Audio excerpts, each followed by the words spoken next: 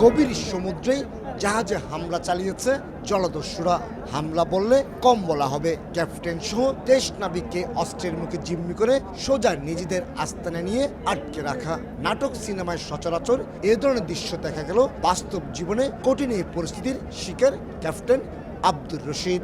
Mentally prepare ছিলাম যে যদি আমি এদের সাথে খারাপ আচরণ করি, কোনো বল প্রয়োগ বা বডি ল্যাঙ্গুয়েজ যদি খারাপ করি, তাহলে আমাকে মার খেতে হবে, প্লাস আমার সকল ক্রু মার খেতে হবে। সুতরাং আমি টেকনিক্যালি ব্যাপারটা কোল্ড ব্রেনে হ্যান্ডেল করেছিলাম।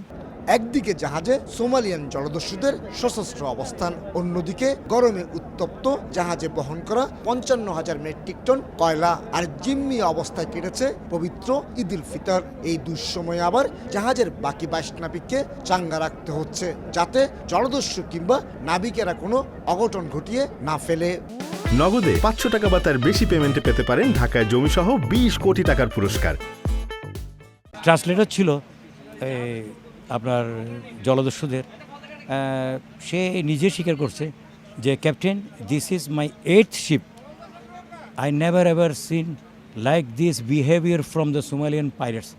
তবে মুক্তিপণ পেয়ে যেদিন জলদস্যুরা জাহাজ থেকে নেমে গেল, তখনই নতুন জীবন ফিরে পাওয়ার আনন্দে মেতেছিলেন ক্যাপ্টেন সহ 23 নাবিক। সেদিন সবাই ব্রিজে কান্নাকাটি, একজন সুখের কান্না যেটা বলে, একজন একজনকে জড়িয়ে ধরে ঈদের আনন্দ। সেদিন আমরা রিয়েল ঈদটা পালন করেছি, মুক্তি পাওয়ার দিন।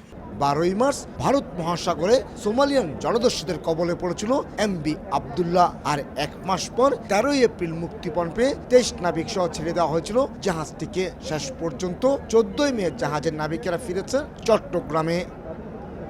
1 মাস সোমালিয়ান জলদস্যুদের অস্ত্রের মুখে থাকা, এরপর মুক্তি এবং আরেক মাস আবার সাগরে জাহাজ চালানো।